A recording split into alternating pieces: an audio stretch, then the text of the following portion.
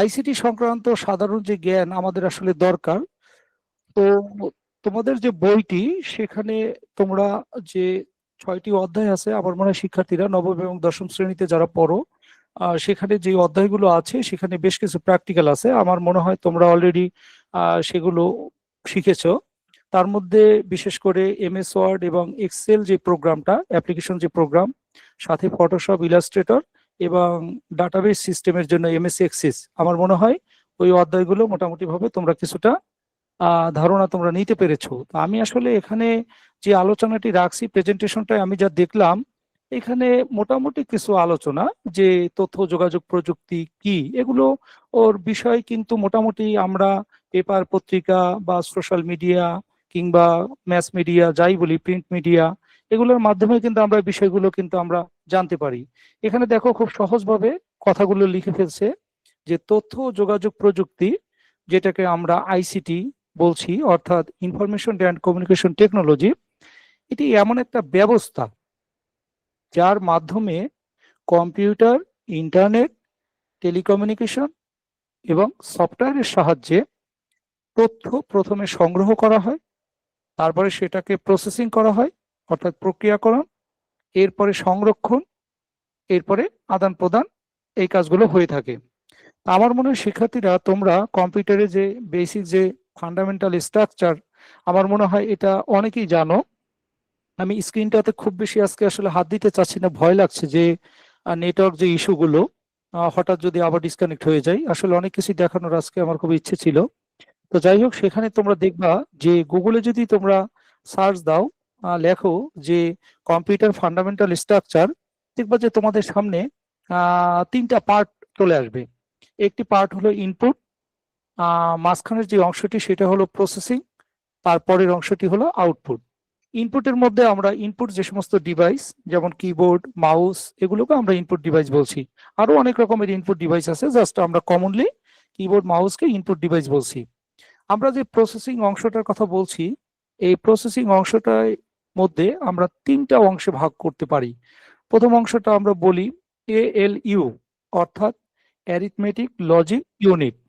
ঠিক আছে, অর্থাৎ সেখানে গাণিতিক এবং যৌক্তিক কাজগুলো সেই ইউনিটে হয়। এরপরে আমরা বলি control unit, CU, control unit. এইগুলো তোমরা একটু গুগলে সার্চ দিলেই পেয়ে যাবা যে বেসিক স্ট্রাকচার বা ফান্ডামেন্টাল স্ট্রাকচার অফ কম্পিউটার। তো তারপরে হলো আরেকটি অংশ হলো রেজিস্টার বা মেমোরি, যেটা। আর আউটপুট ডিভাইসের মধ্যে আমরা মনিটর, তারপরে হলো প্রিন্টার, এগুলো আমরা জানি। তো আসলে এই আলোচনাটার এখানেই দেখো সেই কথাগুলো এভাবে বলা যে তথ্য যোগাযোগ প্রযুক্তি, এটি যখন তুমি বলতে যাবা, তখন কিন্তু তোমার এই কথাগুলোর সাথে আমি যে কম্পিউটারের যে বেসিক যে স্ট্রাকচার বললাম, ফান্ডামেন্টাল যে স্ট্রাকচার বললাম, যে যে অংশগুলো বললাম, ইনপুট, যে প্রসেসিং অংশ যেটাকে আমরা সিপিইউ বলছি, সেন্ট্রাল প্রসেসিং ইউনিট, ঠিক আছে, তারপরে হলো তোমার আউটপুট, এই অংশটাই দ্যাট মিনস কম্পিউটার।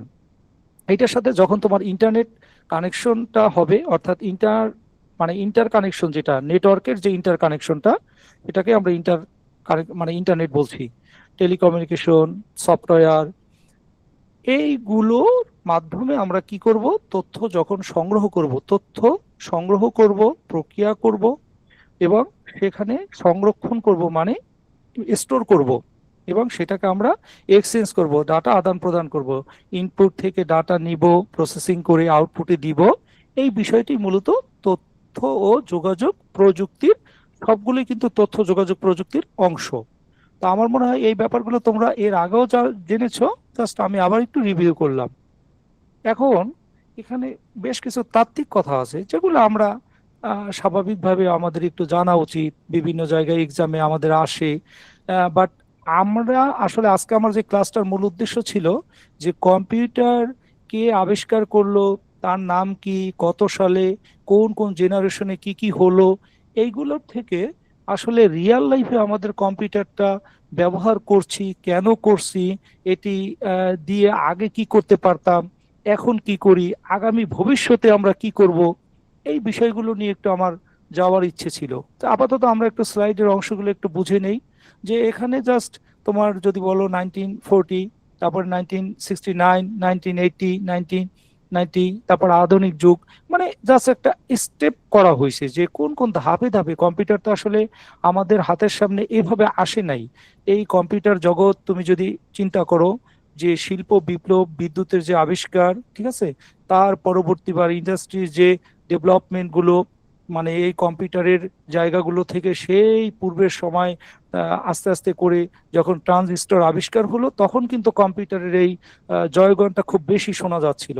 ট্রানজিস্টর আবিষ্কার হওয়ার পরে তোমার মাইক্রোপ্রসেসর আসলো, বিভিন্ন মডেলের মাইক্রোপ্রসেসর। এর পরবর্তীবার কিন্তু দেখো যে আজকে কত রকমের প্রসেসর আমরা মানে একদম চিপ, ছোট ছোট, এগুলো কিন্তু আমরা পাচ্ছি।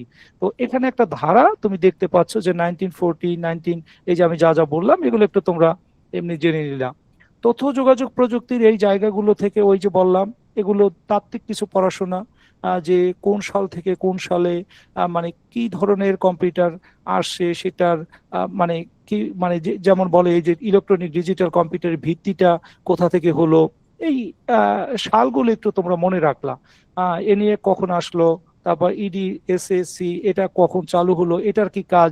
দেখো যে যত মানে সামনের দিকে যাচ্ছে, এখানে দেখতেই পাচ্ছ পাশে একটি ছবি, হ্যাঁ, এখানে কিন্তু যত সামনের দিকে যাচ্ছে ততই কিন্তু কম্পিউটার গুলো আস্তে আস্তে ছোট হওয়ার দিকে। এই যে দেখো এখানে বিশাল মানে এরকম মানে বিল্ডিং এ কম্পিউটারের যে এক্সেসরিজ গুলো, বিশেষ করে আজকে যেই ইলেকট্রনিক্স এর তোমরা দেখবা যে SMD, এই ধরনের যে কম্পোনেন্ট গুলো, রেজিস্টর, ক্যাপাসিটর, ডায়োড, ইন্ডাক্টর, ঠিক আছে, ট্রানজিস্টর, ডায়াক, ট্র্যাক, ACR, অনেক রকমের ইলেকট্রনিক্স কম্পোনেন্ট কিন্তু আজকে সেই SMD আকারে আসার কারণে কিন্তু দেখবা যে ছোট্ট ছোট্ট ডিভাইসে কিন্তু আমাদের এই যে মোবাইল ফোন, স্মার্টফোন যেটা আমরা হাতে নিয়ে চলাফেরা করি, এগুলো কিন্তু জাস্ট একদিনে এইভাবে আসে নাই, পর্যায়ক্রমে এটা ধরে ধরে এইভাবে আসছে। তো এখানে এইগুলো একটু তোমাদের কাছেও এই ধরনের ডকুমেন্ট আছে আমি জানি, এগুলো একটু তোমরা তাত্ত্বিকভাবে দেখে নিবা। আমি একটু এখান থেকে কম্পিউটার যে বেসিক নলেজ, মানে সেগুলো নিয়ে আলোচনার মধ্যে থেকে আমি এই তাত্ত্বিক অংশগুলো একটু তোমরা পড়ে নিবা, যে 90 সালের দিকে কিভাবে ইন্টারনেট মানুষের মধ্যে ছড়ালো, তারপরে ওয়েব ব্রাউজার কিভাবে আসলো, ওয়েব ব্রাউজার কতগুলো, ইমেল কি, মানে ইলেকট্রনিক মেইল, তারপরে হলো মোবাইল ফোন, এগুলো জাস্ট কোন কোন সালে কি কি আসছে। এখন আমি ধরো ICTর বেসিক নলেজ নিয়ে আজকে ক্লাস নিচ্ছি, কিন্তু আমার স্টুডেন্ট শুনলাম যে ওয়েব ব্রাউজ করতে পারে না, ওয়েবসাইটে যেতে পারে না। তারপর আমার স্টুডেন্ট দেখা গেল একটা ইমেল করবে, করতে পারছে না।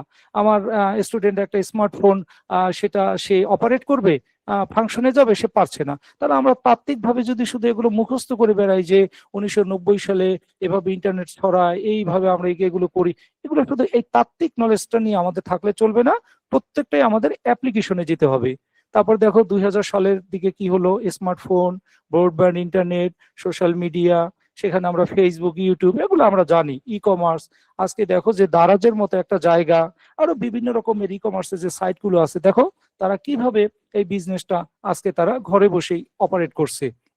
এরপরে cloud computing, big data, IoT, 4G network, আমি একটু আলোচনা করে যাই, তারপর তোমাদের কোনো কোশ্চেন থাকলে আমি পরে অ্যান্সার দেওয়ার চেষ্টা করব। তারপরে AI ভিত্তিক যে বিভিন্ন পরিষেবা, এগুলো দ্রুত বৃদ্ধি পাইলো কোন সাল থেকে কোন সালে, এই বিষয়টা দেওয়া 2020 সালের দিক থেকে আজকে পর্যন্ত।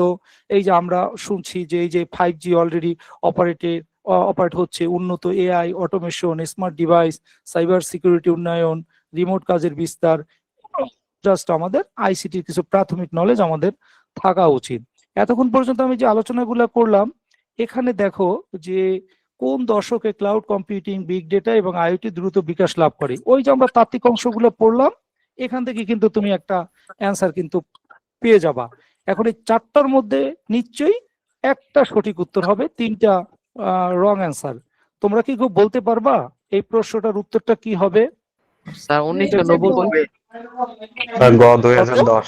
খ খ 2010। আচ্ছা, ওকে, ফাইন, দেখি আমরা একটু সামনে যাই। আচ্ছা, good, 2010। Thank you very much. আচ্ছা, সুন্দর। তাই তো আমি তো ভাবছিলাম যে আমি একাই কথা বলে যাচ্ছি, আমার শিক্ষার্থীরা মনে হয় এখান থেকে হয়তো বা সরে গেছে, কিন্তু না, তোমরা আসলে ক্লাসে যে আসো, তোমাদেরকে আবারও আমি থ্যাঙ্কস জানাচ্ছি। আচ্ছা, আমি একটু এই স্লাইডের অংশগুলো একটু আলোচনা করি, তারপর আমি একটু প্র্যাকটিক্যাল বিষয় তোমাদেরকে একটু কম্পিউটার স্ক্রিন শেয়ার করে দেখাবো। ইন্টারনেটের পরিচিতি, এখানে আমরা ইন্টারনেটটা কি, ওই যে বললাম inter connection off computer network, এটি একটি বিশ্বব্যাপী নেটওয়ার্ক যেখানে পৃথিবীর বিভিন্ন কম্পিউটার একে অপরের সাথে যুক্ত থাকে। ইন্টারনেটে যুক্ত হতে এখানে কি এটা কিভাবে কাজ করে, ঠিক আছে? ইন্টারনেটে যুক্ত হতে কি লাগে? Computer, laptop, smartphone, mobile data, wifi. তোমাদের মধ্যে থেকে আমি একটা কোশ্চেন করতে চাই, ওয়াইফাই এই শব্দটার ফুল ফর্ম কি? কেউ বলতে পারবে? Wireless Wireless fidelity. Sir wireless Wireless fidelity. Wireless frequency. এবার আমি আরেকটু জানতে চাই যে ওয়্যারলেস ফিডিলিটি এই কথা দ্বারা আসলে কি মিন করছে? প্রত্যেকটা কথার তো একটা মিনিং আছে, কি বলতে চাচ্ছে সে? এই কথাটা ওয়্যারলেস ফিডিলিটি, এই শব্দটা তো আসছে ওয়্যারলেস ফিডিলিটি থেকে, বাট এইটার কথাটার বেসটা কোথায়, ভিত্তিটা কোথায়, মানে কি কারণে আমরা এই কথাটা বলছি? এটা অর্থাৎ তারহীন বিস্তৃততা বা বেতার দ্বারা সমগ্র পৃথিবীটাকে এক কেন্দ্রে নিয়ে আসাটাকেই বোঝায় এই শব্দটা দ্বারা। ফিডিলিটি শব্দের অর্থ কি? সংযোগ। হুম? সংযোগ। সংযোগ, কেন্দ্র, এরকম কিছুই তো বোঝাবে। ওকে ওকে, আচ্ছা। মানে অর্থাৎ আমরা ওয়্যারলেস এর কানেক্টিভিটিটা যেন আমাদের একদম ট্রাস্টেড হয়, বিশ্বস্ত হয়, মূলত সেই কারণেই এই ওয়াইফাই শব্দটা চলে আসে। যখন আমি একটা ডিভাইস, রাউটার যেটা, সেটার সাথে আমরা যখন কানেক্টেড হই কতগুলো ডিভাইস, 100% তার নির্দিষ্ট রেঞ্জের মধ্যে থাকলেই তার সাথে সে কানেক্টেড, এবং এর মাধ্যমে আমি পৃথিবীতে ওই যে তোমরা যেটা বললো আর কি, নেটওয়ার্কটার মাধ্যমে আমরা সংযুক্ত থাকি। Okay fine. ইন্টারনেটে আমরা ব্রাউজার ব্যবহার করি। আচ্ছা, ক্রোম, ফায়ারফক্স, এজ, এই তিনটা ব্রাউজারের এখানে নাম দেওয়া আছে। তো এই ইন্টারনেট ব্রাউজার প্রত্যেকটা কম্পিউটারে কি প্রথম অবস্থায় ইনস্টল করা থাকে না ইনস্টল করতে হয়? না, শুধুমাত্র ডিফল্ট স্যার যেটা ফায়ারফক্সটা মনে হয় Google-এর আছে, ডেস্কটপে Google-টা Chrome Chrome-টা ধরে থাকে, না করে, Firefox যেটা ক্রোমটা default স্যার থাকে। থাকে না, ক্রোমটা ডাউনলোড করতে হয়। আর বাকি যেগুলো ক্রোম স্যার প্রায় কম্পিউটারেই থাকে, কিন্তু অন্যগুলো অন্য কম্পিউটারে থাকে মাঝে মাঝে। আচ্ছা, আমাদেরকে এমন এমন কোন কম্পিউটার আমরা চোখে পড়েছে যেখানে আমাদের কোনো ব্রাউজারই ছিল না, বাট কিন্তু একটা ব্রাউজার আমাকে ইনস্টল করতে হবে, এরকম কখনো কোনো পরিস্থিতিতে আমরা পড়েছি? না স্যার। না স্যার। আচ্ছা, ওকে। স্যার। আচ্ছা আচ্ছা, এখন তথ্য যোগাযোগ প্রযুক্তির মধ্যে কিছু সুবিধা কিছু অসুবিধা, এগুলো তোমরা জানো, পড়াশোনা করেছো, শিক্ষায় উন্নতি, কর্মক্ষেত্রে দক্ষতা, ঠিক আছে, ই কমার্সের বিকাশ, স্বাস্থ্যসেবায় অগ্রগতি, প্রশাসনের স্বচ্ছতা, এগুলো তোমরা জানো, এগুলো সুবিধা। আর এখানে অসুবিধার মধ্যে আমরা বলছি সাইবার নিরাপত্তা ঝুঁকি। আচ্ছা, সাইবার শব্দটা কি, মানে সাইবার তারপরে নিরাপত্তা এরপর ঝুঁকি, একটু বুঝতে চাই তোমাদের কাছ থেকে সাইবার বিষয়টা কি। সাইবার বিষয়টা মূলত স্যার মূলত ইন্টারনেট জগৎটাকে বোঝায়। ওকে, সেখানে নিরাপত্তা, সেখানে স্যার নিরাপত্তা, ভার্চুয়াল মানে স্যার রিয়েলিটিটা বোঝা আর কি স্যার, অনলাইনে। আচ্ছা, নিরাপত্তাটার ব্যাপারটা কি, যে আমরা কি ইন্টারনেটে আমরা মানে কি নিরাপত্তাটা বলতে আমরা মেইনলি ভার্চুয়াল ভাবে যখন আমাদের অ্যাকাউন্ট ক্রিয়েট করি কিংবা যখন আমরা ভার্চুয়াল জগতে ইনরোল করি, তখন আমাদের যাবতীয় যত তথ্য থাকে, আমাদের ব্যক্তিগত থেকে শুরু করে যাবতীয় সকল তথ্য তখন ভার্চুয়ালি চলাফেরা করে কিংবা ভার্চুয়ালি ওটা আমরা ধরাছোঁয়ার বাইরে থাকে। তখন যখন একটা লোক আমাদের পারমিশন ছাড়া চোরের মতো আমাদের তথ্য হাতিয়ে নেবে, এই হাতিয়ে নেওয়াটাকে আর কি সাইবার নিরাপত্তা হিসেবে করানো হয়। যাদের নিরাপত্তা ভালো থাকে তারা এটা থেকে রোধ পায়, যাদের নিরাপত্তা ঘাটতি থাকে তারা আসলে এই সমস্যার শিকার হয়। থ্যাংক ইউ, অনেক ধন্যবাদ। এই তো আমি বলছিলাম প্রথমেই যে আসলে তোমরা মানে অনেক ডেপথে কিছু নলেজ তোমাদের আছে, এটা আমি জানি। এর আগে আমি সিজন 1 এবং সিজন 2 তে আমি ক্লাস নিয়েছি, আমি দেখেছি আমাদের শিক্ষার্থীরা বেশ এই ব্যাপারে বেশি অ্যাডভান্স আর কি। যাই হোক, এখন আচ্ছা, এরকম একটা কথা আমি শুনছি, তোমরা শুনছো কিনা জানি না, সেটা হলো আমরা তো সবাই জানি যে আমাদের কাছে কোনো একটা লিঙ্ক আসে, সেটা প্রলোভন জাতীয় থাকে, ক্লিক করলাম, হ্যাকিং এর ব্যাপার থাকে, তারপরে ওটিপি আসে, এরকম। এটা মেইনলি ফিশিং বলে এটাকে, ফিশিং। কিন্তু আমার একটা বিষয়, আমি যেটা শুনলাম যে এখন ওরা এতটা চালাক, ধরো তোমাকে আমি যদি বলি যে তুমি কেমন আছো, বা মানে তুমি বললা হ্যাঁ আমি ভালো আছি, মানে বা যে কোনো একটা কথার প্রসঙ্গে তুমি ইয়েস বললা বা হ্যাঁ বললা, আমরা যেই কথাবার্তায় বলি, এই কথাটুকুকে ওরা কোডিং করে যেইটাকে আমরা ওটিপি পাঠাবো না, লিঙ্কে ক্লিক করব না, কিন্তু ওরা একটা কল দিল, বাট ওখান থেকে একটা মেসেজ আসলো, ভয়েস কলেই আমি শুধু ভয়েসটা দিলাম হ্যাঁ বা ইয়েস, এরকম ধরনের, এইটাকেও তোমার কোড করে ওরা আসলে ওই লাইনে চলে যায়, এরকম কিছু শুনেছো তোমরা? না স্যার, না না। না স্যার। আচ্ছা, এটা আমি শুনলাম, এই জন্য তোমরা যে কোনো প্রশ্নের উত্তর আবার হুট করে এই প্রশ্ন কেউ করলো, হ্যাঁ হ্যাঁ ভালো আছি, মানে ওই হ্যাঁটা একটু বলার ক্ষেত্রে চিন্তা করো। আমি জানি না এটা ফেক কিনা, বাট এরকম ধরনের তথ্য, অর্থাৎ মানুষ যখন চালাক হয়ে গেছে যে ওকে আসলে ধরবো কিভাবে, সে তো ওটিপি দেবে না, লিঙ্কে ক্লিক করবে না, অপরিচিত কোনো বিষয়, মানে তখন নাকি তারা এই ধরনের জিনিসের দিকে যাচ্ছে। এই জন্য এই জগৎটা, সাইবার জগৎটা আসলেই নিরাপত্তাহীনতায় ভুগছে। তো তোমরা একটু ট্রাই করবা এগুলো থেকে বাঁচার জন্য, যত রকমের ওয়ে আছে এগুলো একটু খুঁজবা। আচ্ছা, প্রযুক্তি নির্ভরতা, তারপর অবকাঠামো সীমাবদ্ধতা, দক্ষতার অভাব, গোপনীয়তার সমস্যা, বিভিন্ন রকমের বিষয় এখানে আমরা দেখতে পাচ্ছি। তো আসলে এগুলা জাস্ট তোমরা বই থেকে পড়েছো, আমি জানি, ইন্টারনেটে ঘাটাঘাটি করো, এগুলো সম্পর্কে তোমাদের একটা ভালো ধারণা আছে। তথ্য যোগাযোগ প্রযুক্তি সীমাবদ্ধতা, এগুলো তোমরা জানো যে প্রযুক্তিগত দক্ষতার অভাব। আসলে আমাদের সবচেয়ে বড় অসুবিধাটা কি আমার যেটা মনে হয়, শিক্ষার্থীদেরকে আমরা যখন পড়াই বা সমাজে যতটুকু আমাদের ওঠা বসা, আসলে আমাদের বর্তমানে প্রযুক্তিগত দক্ষতার যে মানুষগুলো, আসলে এই মানুষগুলোর অভাব। ঠিক আছে, আমরা এখনো গ্রাম পর্যায়ে না, শুধু শহরের মধ্যেই দেখবা যে মানে তোমার আশেপাশেই, মানে আমি একদম যদি বলি যে ভালো এডুকেটেড, বাট কিন্তু দেখবা যে সে তার স্মার্টফোনটাকে কিভাবে সেভ করবে। যেমন আমার কাছে 2-3 দিন ধরে শুধু একটা নম্বর থেকে কল আসতেছে, এরকম একটা মেসেজ যে আমি 18,000 সামথিং এই টাকাটা আমি লটারিতে জিতেছি। তো ও ভাবতেছে আমি বোধহয় ওই দিকে আমি চলে যাব, হ্যাঁ আমি এই টাকার প্রলোভনে। আসলে কিন্তু আমি যাচ্ছি না, আমি কি করলাম, ওই নাম্বারগুলো পাওয়ার সাথে সাথে ওখান থেকে ব্লক করে দিচ্ছি। তো এখনো আমাদের সমাজে অনেক মানুষ আছে এই এই এই প্রযুক্তির এই যন্ত্রগুলো যে সঠিকভাবে ব্যবহার করবে, তার যে দক্ষতা দরকার, এই দক্ষতার বেশ অভাব আছে। তারপরে বিদ্যুৎ এবং ইন্টারনেট সংযোগের আমাদের সীমাবদ্ধতা আছে। কিছুক্ষণ আগেই তো দেখলা যে টাইম টু টাইম ক্লাসটা শুরু করতে পারলাম না। তারপরে সাইবার নিরাপত্তার ঝুঁকি, ব্যয়বহুল অবকাঠামো, তথ্যের অপব্যবহার এবং গোপনীয়তা, এই ধরনের সমস্যাগুলো আমাদের সীমাবদ্ধতা।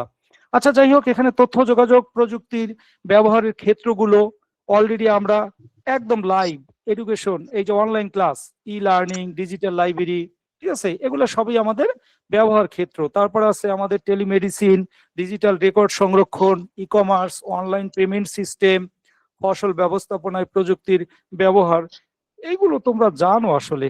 তো আমি এখান থেকে বের হয়ে, যেহেতু তোমরা নবম এবং দশম শ্রেণীর শিক্ষার্থী, তোমাদের মধ্যে থেকে কেউ আছে যে 6টা অধ্যায়ের নাম বলতে পারবা? তোমাদের যে বই, সে বই থেকে 6টা অধ্যায়ের নাম বলতে পারবা? কেউ আসো এখানে?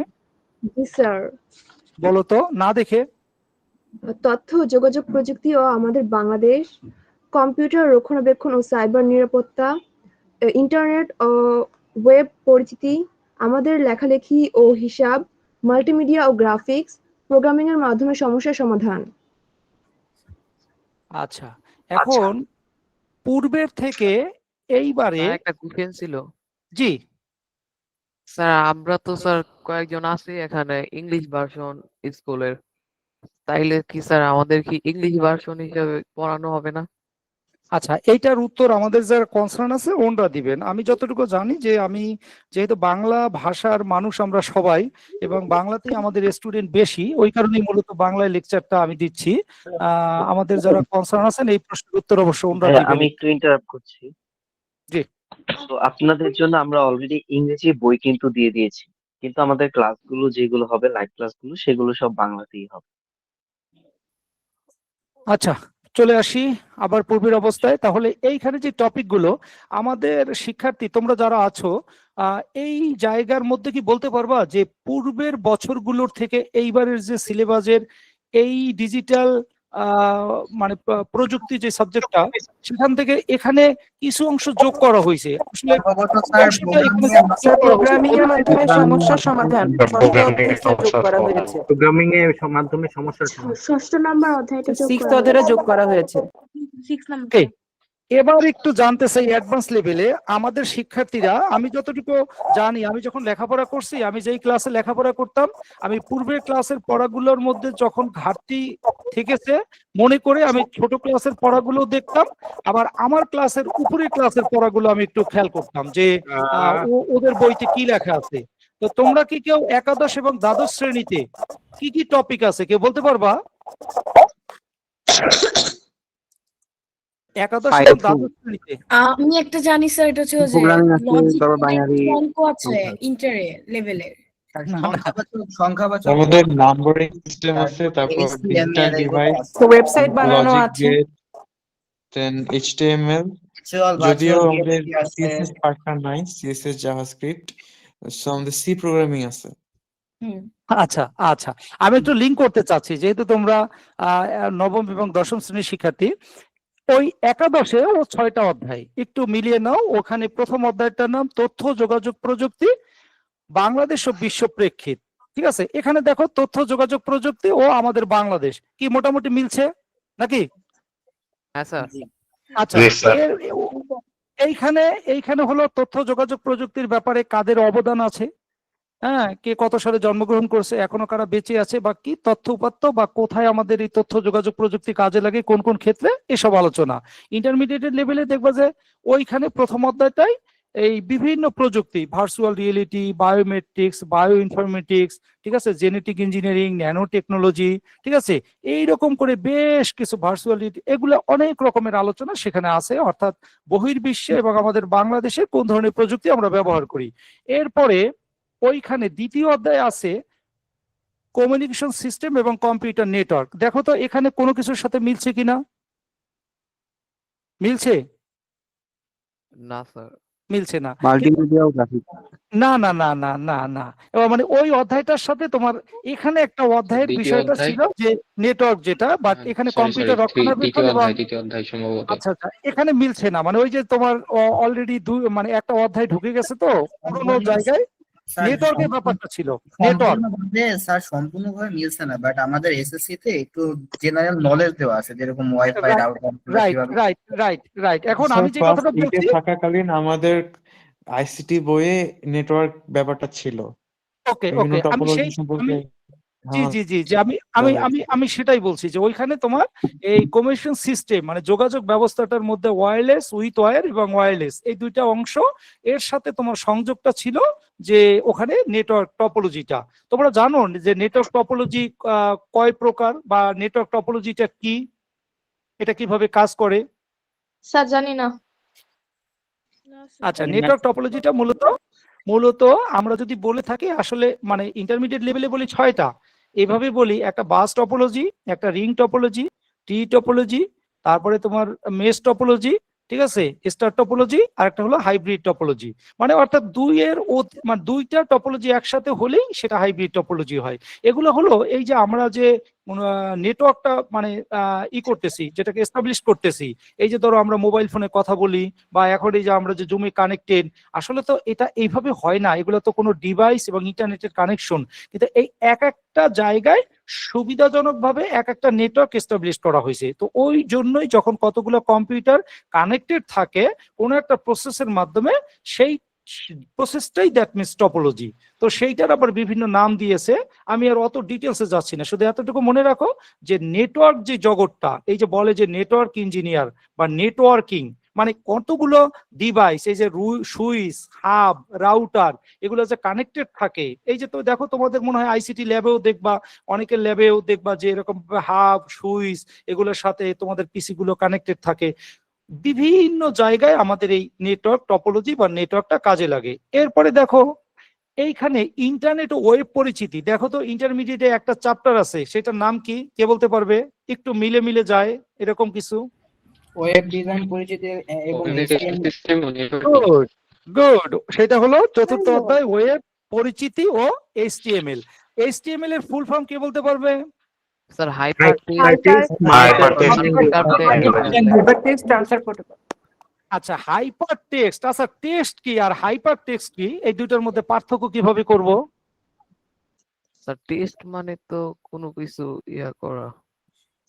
টেক্সট মানে কোনো কিছু ইয়ে করা, বলো। কোন লেটার গুলোকে বোঝায়, দেন হাইপার মিন্স মানে ওই লেটার গুলোতে কমান্ড দিয়ে কোনো কিছু বানানোকে বোঝায়, এরকম টাইপ।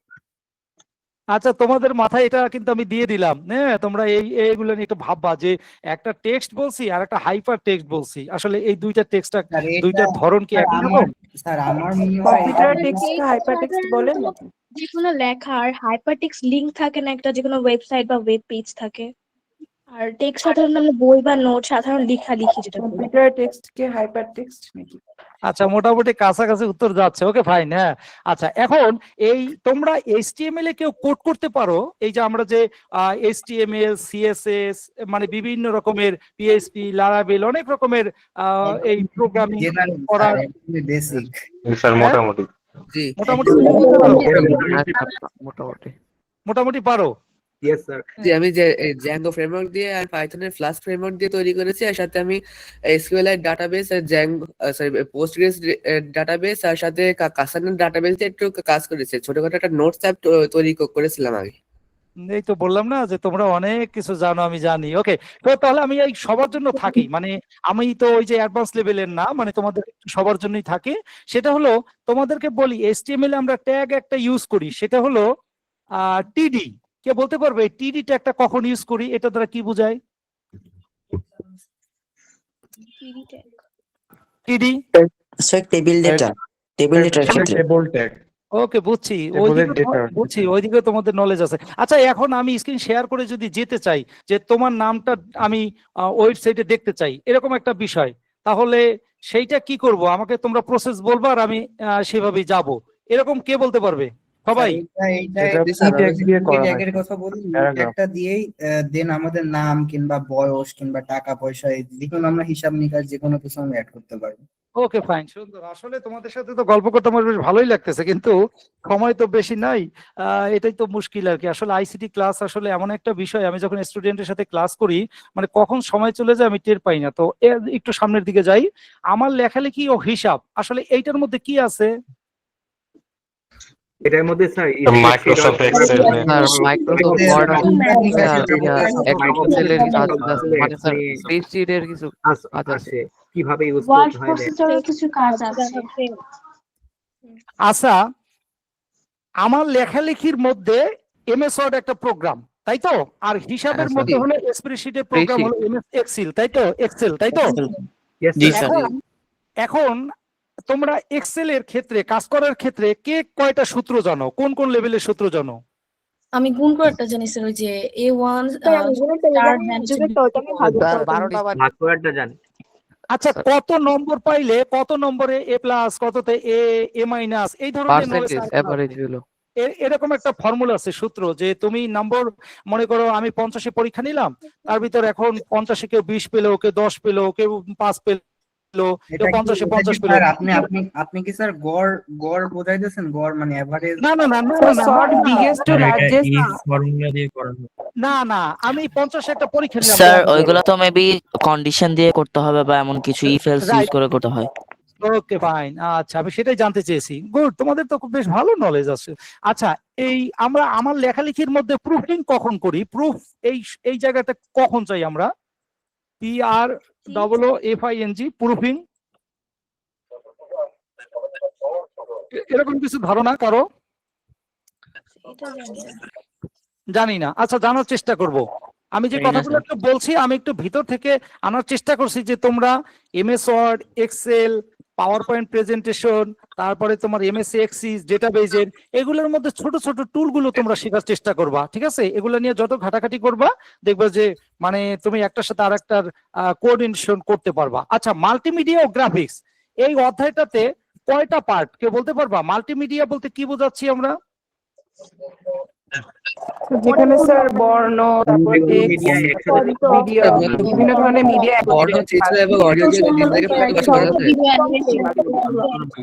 আমি কিন্তু রিয়েল লাইফের কথা বলছি, আমি রিয়েল লাইফের কথা বলছি। এখন আমি মাল্টিমিডিয়া মানে শব্দটা নিয়ে আসছে, এটা কার সাথে যায়? এই মাল্টিমিডিয়া মানে দিয়ে আমরা কি করব? মানে মাল্টিমিডিয়া আমরা তৈরি করব, মানে এটা হচ্ছে প্রজেক্টরের সাথে যায়। সিনেমা হতে পারে একটা মাল্টিমিডিয়া। সবচেয়ে প্রথম মাল্টিমিডিয়া হচ্ছে সিনেমা, যেখানে হচ্ছে মাল্টিমিডিয়া তৈরি করার জন্য জাস্ট আমরা যে একটা প্রোগ্রাম বা মানে প্রোগ্রামে কাজ করি, সেই প্রোগ্রামটার নাম কি? Presentation sir. Power point presentation, তাই তো?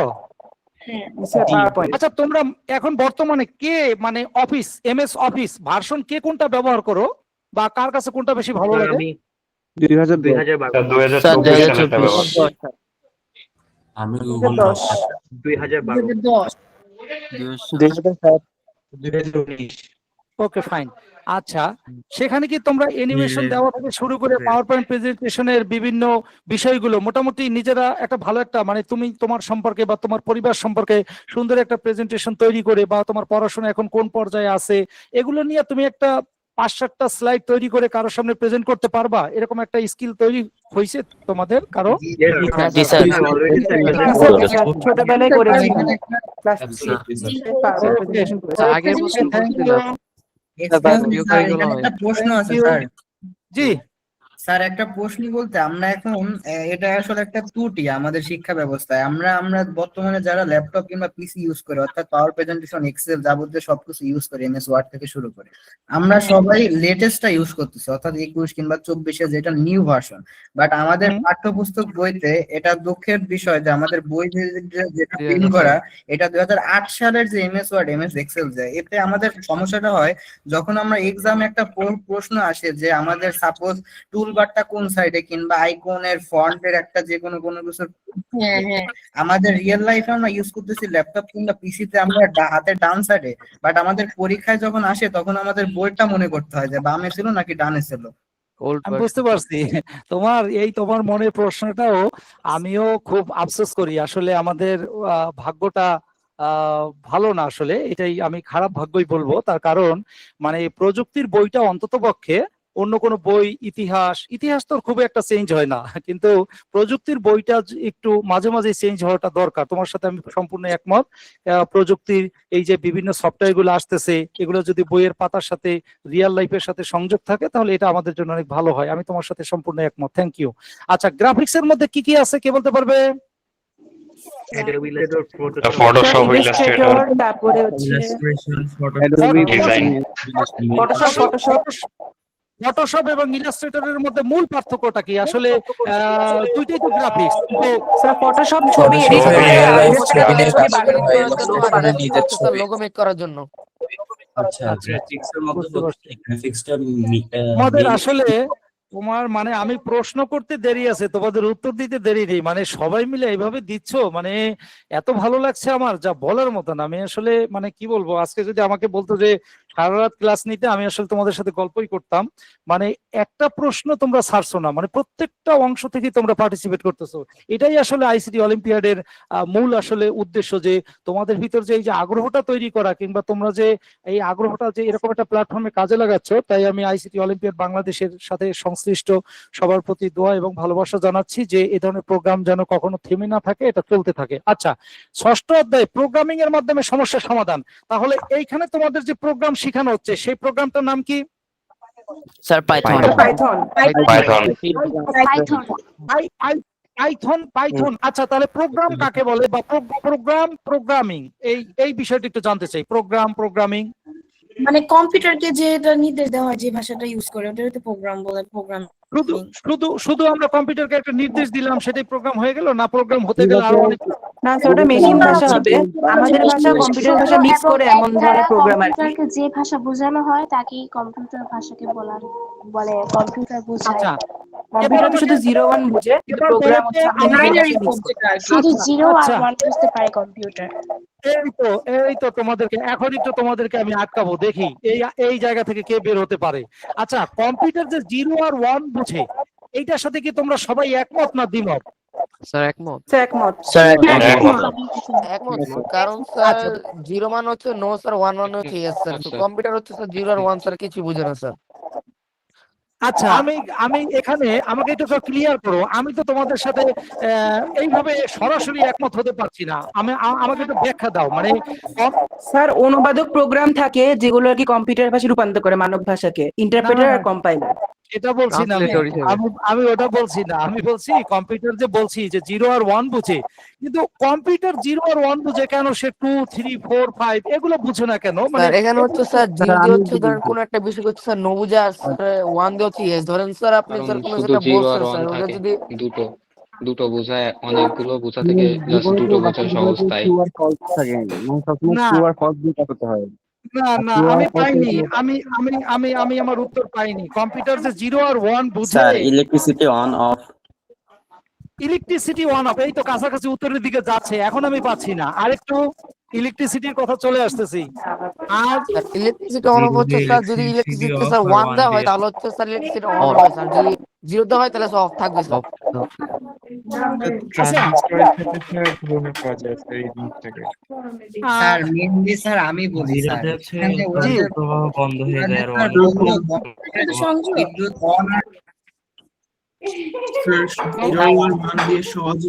আমাকে একটু বলার সুযোগ দিন স্যার। সবাই হ্যালো সবাই সবাই কিন্তু বললে শোনা যাবে না, একজনে বলতে হবে, সবাই থেমে যেতে হবে।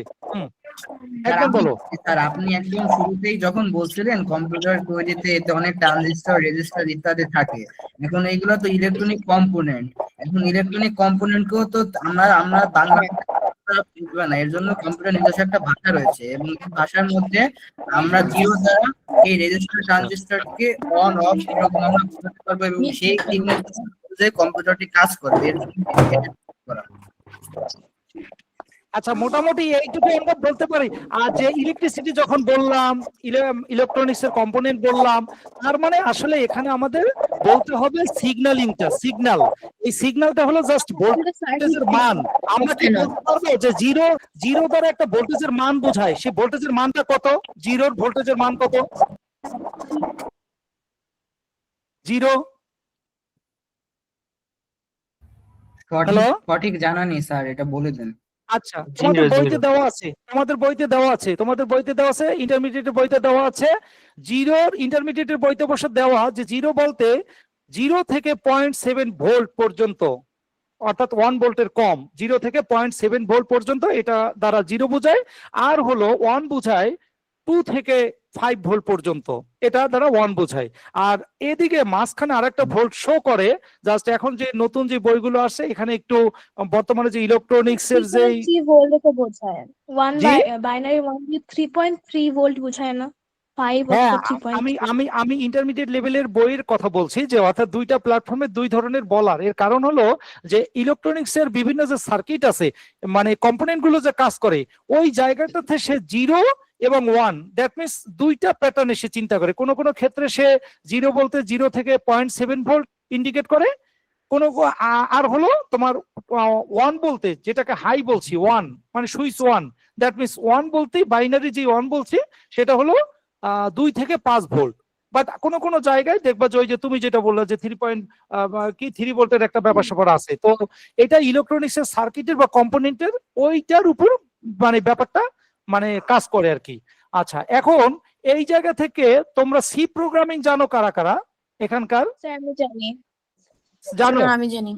আচ্ছা, আমরা যে পাইথন ব্যবহার করব সেই ক্ষেত্রে আমরা কোন কোড ইউজ করি পাইথনের ক্ষেত্রে? যে থনি ইউজ করে দেন। থনি। ওকে, বেশ ভালো কথা।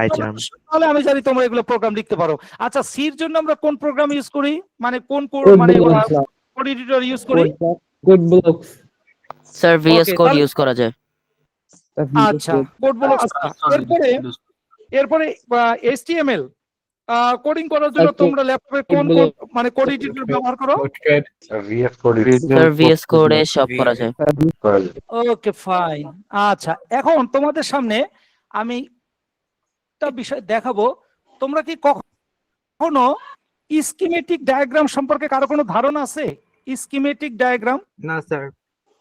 নাই? জি না স্যার। না স্যার। না স্যার। আচ্ছা, স্কিমেটিক ডায়াগ্রাম সম্পর্কে ধারণা নাই। আচ্ছা, একটু এখানে যা লেখা আছে তোমরা গুগলে সার্চ দিয়ে এই শব্দগুলো একটু দেখে নিবা। বাট আমি তোমাদেরকে যেটা দেখাতে চাই সেটা একটু খেয়াল করো। এখানে আমি এই যে এটা দেখে কি কেউ কিছু বুঝতে পারতেছো? জাস্ট আমি স্কিমেটিক ডায়াগ্রাম, এইটাকে বলা হয় ডায়াগ্রাম। এই যে ইলেকট্রনিক্স তড়িৎ বর্তনীর ওই রাইট, এই যে sir AND gate, OR gate, NOR gate এগুলো ইউজ করা হয়েছে স্যার।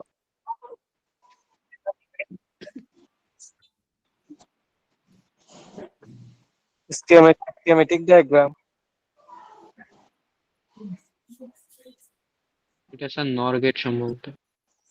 নট গেট আছে sir, NOR gate, AND gate, NAND gate sir.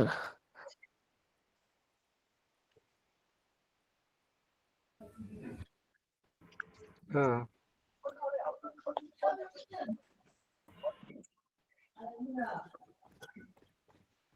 Sir আপনার মাইক অফ হয়ে গেছে স্যার আপনি সম্ভবত। মেবি মিউট হয়ে গেছেন, আনমিউট করে কথা বলবেন কাইন্ডলি। মিউট হয়ে গেছেন স্যার। মিউটিং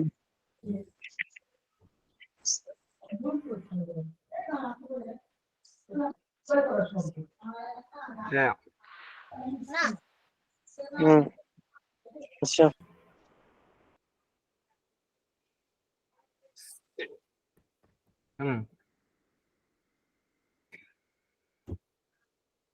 স্যার ব্রাউজারটা রিপোর্ট দিয়ে আসেন আর একবার রিস্টার্ট করে আসেন। স্যার মিউট হয়ে গেছে। আচ্ছা আমরা একটু ওয়েট করি, ভাইয়া কিছুক্ষণের মধ্যেই জয়েন হয়ে যাবে।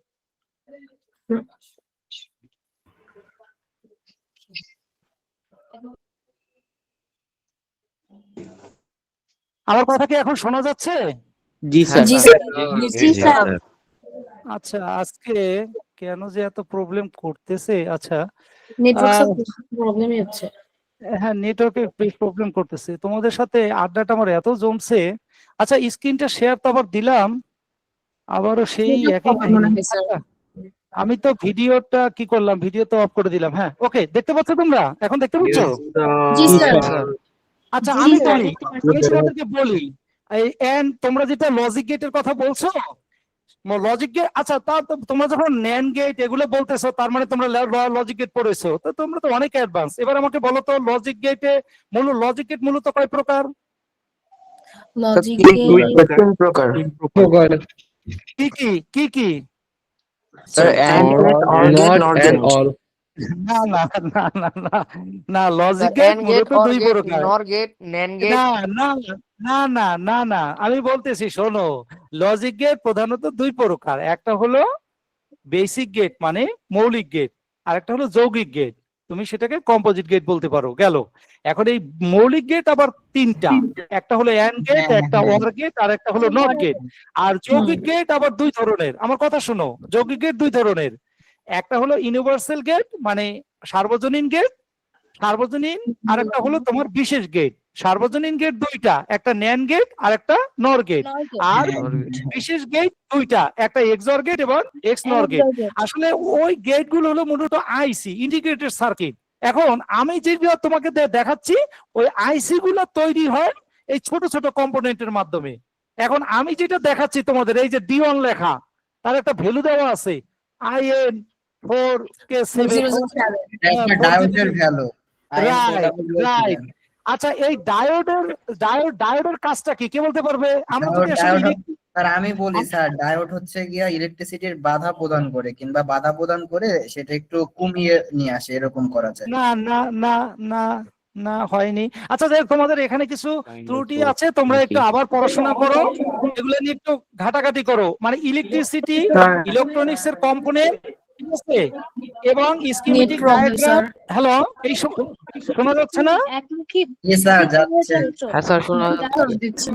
আমি বলছি যে এই যে ডায়োডের ব্যাপারটা বলছো, ডায়োড হলো মূলত রেকটিফাই হয়, এটাকে রেকটিফাই মানে রেকটিফায়ার বলে, মানে অর্থাৎ মানে এটাকে মানে এসি কে ডিসি করা হয়, ডায়োড ব্যবহার করা হয়। এর মধ্যে দিয়ে অল্টারনেটিং কারেন্ট যাবে, এটা ডাইরেক্ট কারেন্ট এটার ওই পাশে বের হবে। এটার দুইটা টার্মিনাল, একটা অ্যানোড একটা ক্যাথোড। আচ্ছা, আমি এই আলোচনাগুলো কেন করছি, যে তোমরা যদি কম্পিউটারের সফটওয়্যার ভালো বুঝতে চাও, তার সাথে কিন্তু তোমার হার্ডওয়্যারের যন্ত্রের একটা কানেক্টিভিটি আছে, এই কারণে তোমাদের এই হার্ডওয়্যারটাও বুঝতে হবে। এই জন্য ইলেকট্রনিক্স কম্পোনেন্ট জানবা, সেটার কনফিগার জানবা, তোমরা স্কিমেটিক ডায়াগ্রাম সম্পর্কে ভালো ধারণা নিবা। তারপর তোমরা কি পিসিবি ডিজাইন সম্পর্কে কিছু জানো? এইটার একটা প্রিন্টেড রোবোটিক্সের ক্ষেত্রে কাজে লাগে। ওকে, বেশ, পিসিবি ডিজাইন ওকে, বেশ এখন ভালো। বর্তমানে বাংলাদেশে হয়ে গেছে। আচ্ছা, বলো তো এই কম্পোনেন্টটার নাম কি? এই কম্পোনেন্টটা আমি যে দেখাচ্ছি, যে এই কম্পোনেন্টটার নাম কি? স্যার এটা ট্রানজিস্টর না রেজিস্টার স্যার, কনফিউশনে আছি। আচ্ছা আচ্ছা, ট্রানজিস্টর, ট্রানজিস্টর, হ্যাঁ, এটার একটা নাম্বার আছে, বিসি, এই যে 558 ট্রানজিস্টর, 547 এরকম আরো অনেক আছে। আচ্ছা, কাজ কি? আসলে আলোচনা শেষ হবে না, 10:30 বেজে গেছে। আসলে আমার জন্য 1 ঘন্টা বরাদ্দ ছিল, কিন্তু এত ভালো লাগছে আমার তোমাদের সাথে এই স্যার ক্লাসটা। আরেকটা কথা ছিল স্যার, আপনি জি। এখানে বললেন অনেক অ্যাডভান্স আছে না, আসলে এখানে কিছু ইন্টার ফার্স্ট ইয়ারেরও স্টুডেন্ট আছে। তাই? ও, ওরা চুরি করে ঢুকে গেছে না? চুরি বলতে না স্যার, আসলে আমরা আর কি এসএসসি 25 ব্যাচ, তো এর জন্য আমাদের তো 25-এ তো আমরা নবম দশম শ্রেণীতে ছিলাম, এর জন্য আমাদের সেগমেন্ট আর কি নবম দশম শ্রেণী। আচ্ছা আচ্ছা, যাই হোক। তো তো তাহলে এবার কি করবা তুমি? আবার কি করবা, ইন্টারমিডিয়েটে উঠে অনার্স লেভেলের যে ধরনের ক্লাস থাকবে তার মধ্যে ঢুকে যাবা। ঠিক আছে, মানে ওরা উপর থেকে নিচে আসছে, তুমি কি করবা, ইন্টারমিডিয়েটের থেকেই তুমি অনার্স লেভেলের ক্লাসে ঢুকে যাবা, এরকম ভাবে নিজেকে কোয়ালিফাই করার চেষ্টা করো। আচ্ছা, আমার খুবই ভালো লেগেছে, ক্লাস টাইমও শেষ, একদম সময় মতো শেষ করতে হবে। তো আড্ডাটা খুব জমছিল আসলে। ইলেকট্রিক্যাল, ইলেকট্রনিক্স, কম্পিউটার ফাংশনটা এত মানে মজার একটা বিষয়।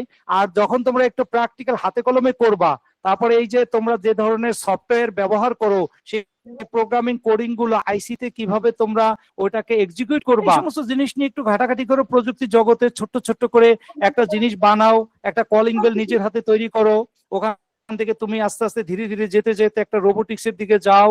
হ্যাঁ, দেখবা যে ইলেকট্রিক্যাল, ইলেকট্রনিক্স, কম্পিউটার তিনটা পার্টকে তুমি যদি একদম মোটামুটি কাছাকাছি নিয়ে আসতে পারো, তখন দেখবা যে একটা ফাংশন থেকে তুমি আরেকটা ফাংশনে চলে যেতে পারবা, এবং দেখবা যে ওখান থেকে কোনো একটা প্রজেক্ট তুমি তৈরি করে ফেলতে পারবা, যেটা আমাদের দেশ এবং জাতির জন্য কাজে লাগবে।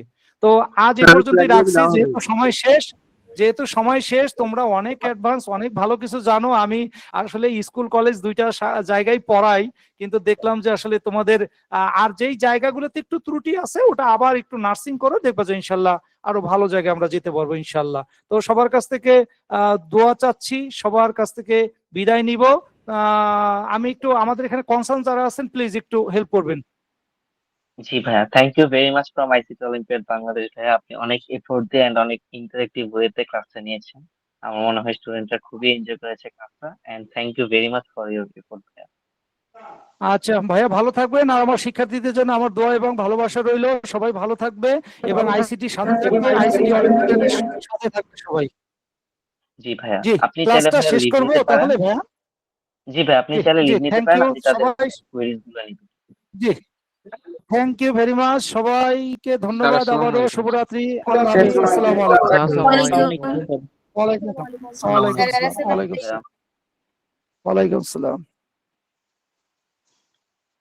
সো আপনারা যারা আছেন, আপনাদের যদি আইসিটি অলিম্পিয়াড রিলেটেড কোনো ইস্যু থাকে আমার সাথে শেয়ার করতে পারেন, এন্ড অবশ্যই আপনারা ড্যাশবোর্ডে দেখবেন যে ক্লাস লিংকের পাশে একটা ফিডব্যাক বাটন আছে। তো আপনাদের ক্লাসটা কেমন লেগেছে, বা আপনাদের তরফ থেকে যদি কোনো আইডিয়া বা কোনো সাজেশন থাকে, বা যদি কোনো প্রকার টেকনিক্যাল ডিফিকাল্টিস ফেস করে থাকেন, তাহলে আমাদেরকে জানাবেন ওই ফিডব্যাকটার মাধ্যমে।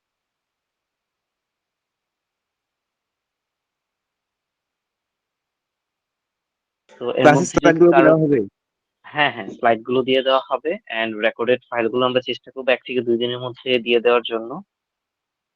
তো এর মধ্যে যদি কারো কোনো কোয়েশ্চেন থাকে আপনারা আমাকে জিজ্ঞেস করতে পারেন। আরেকটি কোশ্চেন ছিল, আমার একজন রেজিস্ট্রেশন করছে, তো তো ওনার পাসওয়ার্ড, আইডি আর পাসওয়ার্ডটা খুঁজে পাওয়া যাচ্ছে না। এখন কার সাথে যোগাযোগ করলে এটা জানা যাবে? এখন জাস্ট আমাদের সাপোর্টে গিয়ে যে রেজিস্ট্রেশন করেছে, যে ইমেলটা দিয়ে রেজিস্ট্রেশন করেছিল, সেই ইমেলটা দিয়ে দিবেন, দিয়ে সাপোর্টে বলবেন আপনার প্রবলেমটির কথা, তাহলে ওরা ফিক্স করে দিবে। ভাই আমার একটা প্রশ্ন ছিল, প্রথম রাউন্ডে শুধু আমি না টিকি তাহলে কি সার্টিফিকেট আমরা পাবো? না ভাইয়া, আসলে কোনো রাউন্ডে জয়েন না করলে আপনি কিভাবে সার্টিফিকেট পাবেন? ও ভাইয়া, ফার্স্ট রাউন্ডের এক্সামটা কোন দিন হবে? 22 তারিখের পরে কোন দিন? 26 তারিখে। Thank you. ডিসেম্বর 26 তারিখে ভাইয়া। টাইমটা জি কখন? জি, ডিসেম্বরের 26 তারিখে। সেটা নিয়ে আমরা বিস্তারিত আলোচনা করব, কয়টা কোয়েশ্চেন আসবে, কিভাবে দিবেন, কোন প্ল্যাটফর্মে, মানে আমাদের প্ল্যাটফর্ম থেকেই দিবেন, কিভাবে দিবেন, কতটা থেকে কতটার মধ্যে দিবেন, এই সব কিছু নিয়ে আমরা একটা ডিটেইলস সেশন করব। এবার টোটাল পার্টিসিপেট রাখা 26 তারিখে, জি 26 তারিখে কি? মানে 26 তারিখে কোন সময় এক্সামটা নেওয়া হবে? জি, ওই এক্সামটা কখন হবে এই বিস্তারিত সবকিছু নিয়ে আমরা আপনাদের সাথে একটা সেশন নিব। তবে অবশ্যই অনেকখানি সময় দেওয়া থাকবে, লাইক সকাল 10টা থেকে দুপুর 2টা পর্যন্ত, এরকম ভাবে টাইম স্লট গুলো দেওয়া থাকবে। সবার জন্য কি কোশ্চেনটা সেম হবে না ভাইয়া? না ভাইয়া, এটা তো বৈষম্য হয়ে গেল, তাহলে একজনের যদি সহজ করে একজনের কঠিন পড়ে। না না, সহজ কঠিন পাওয়ার কোনো চান্স নেই। হয়তো আপনার কাছে যেটা পড়েছে আপনার ফ্রেন্ডের কাছে সেটা নাও পড়তে পারে, এরকম হবে, যাতে ম্যাচ করবে না কোনো কোয়েশ্চেন। আচ্ছা ভাইয়া, অনেক মানুষ তো কি করে, ওই যে ধরেন একটা ডিভাইসের মধ্যে পরীক্ষা দিতেছে, উপর থেকে একটা মোবাইল দিয়ে স্ক্যান করে পরে আনসারটা বের করে, ওদের জন্য এই কোশ্চেন কালকে করা ওদের হয়েছে, জন্য বলছে এটা। ওরা তো আমাদের কাছে যখন 10 জনের উপরে থার্ড সেম রাউন্ডে, কোশ্চেনই করছিল ফাইনাল গতকাল। রাউন্ডে যখন আসবে তখনই তো আসলে একটা বাট ব্যবস্থা নেওয়া হ্যাঁ, হবে। আমরা ভাই হাম্বল রিকোয়েস্ট করবো আপনাদের কাছে, এটা ফার্স্ট রাউন্ডে আপনারা সলভ করেন। তাছাড়া অনেকে আছে তার নিজের যোগ্যতা দিয়ে এক্সাম দিয়ে চান্স পাবে না, বাট যারা এই যেরকম দুর্নীতি করে হবে তারা ঠিকই চান্স পেয়ে যায়। না পরে জি দেখা ভাই, যাচ্ছে জি। কি ফাইনালে লাভ হবে, লেভেলে বেশি গেছে। দূর যেতে পারবে? মানে আপনি তো আলটিমেটলি চুরি করে কত দূর আর আগাতে পারবেন না। কিন্তু সে যে সিটটা বুক করে ফেলাইতেছে, অন্যের যোগ্যতার সিটটা, হ্যাঁ ধরেন হ্যাঁ, অন্যের হক মাইরা দিতেছে। জি, ওইটা নিয়ে আমরা যথেষ্ট কনসার্ন আছি, যেহেতু আমাদের এটা তৃতীয় সিজন। তো আমরা এর আগে অনেক ডিফিকাল্টিস ফেস করেছিলাম। তো এই সব বিষয় নিয়ে কি কি করা যাবে, কি কি করা যাবে না, রেস্ট্রিকশন প্লাস হচ্ছে আপনাদের মানে কতটুকু অ্যাক্সেস আমরা দিব, এই সবকিছু নিয়ে আমরা বিস্তারিত আলোচনা করবো এক্সামের আগে। ভাই আমার একটা কোয়েশ্চেন ছিল। হ্যাঁ বলুন।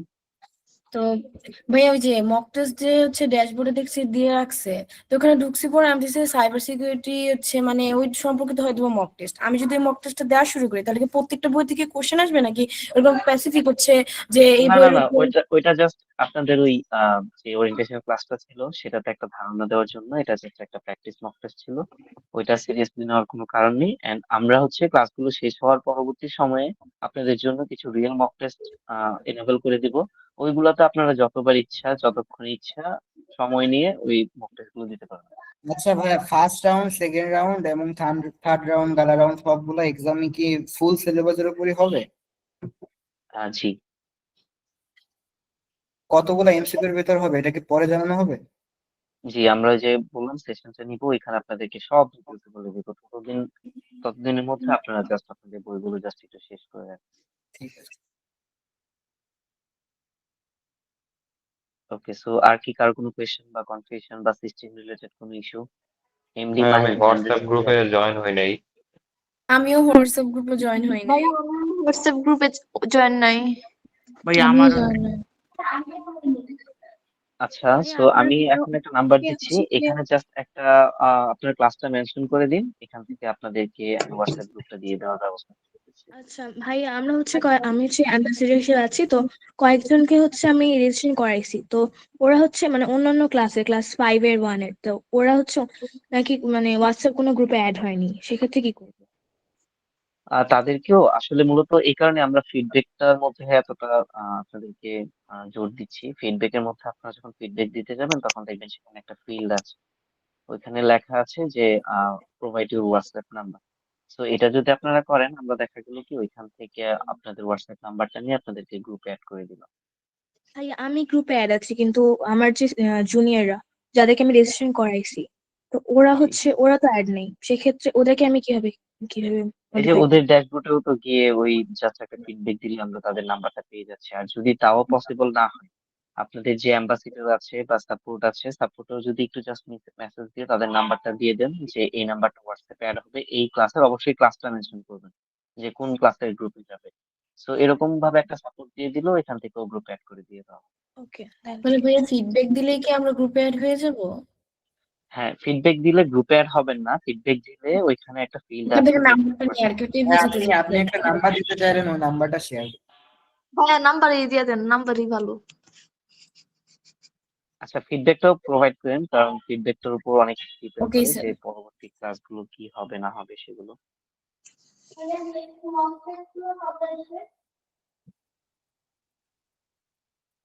আচ্ছা, সো এর মধ্যে কি আর কারো কোনো ইস্যু আছে, কোনো ড্যাশবোর্ড রিলেটেড বা অন্য কোনো আইসিটি অলিম্পিয়াড রিলেটেড? না এখানে ভাইয়া। অবশ্যই মেসেজ দেওয়ার সময় ক্লাসটা মেনশন করে দিবেন, কারণ অনেকেই মেসেজ দেয়, সো আইডেন্টিফাই করা টাফ হয়ে যায় যে আসলে কে কোন ক্লাসে।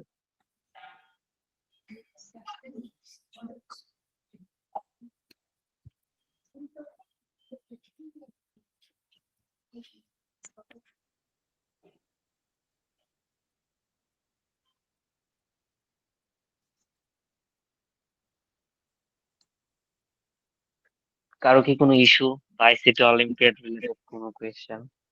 না ভাইয়া নাই।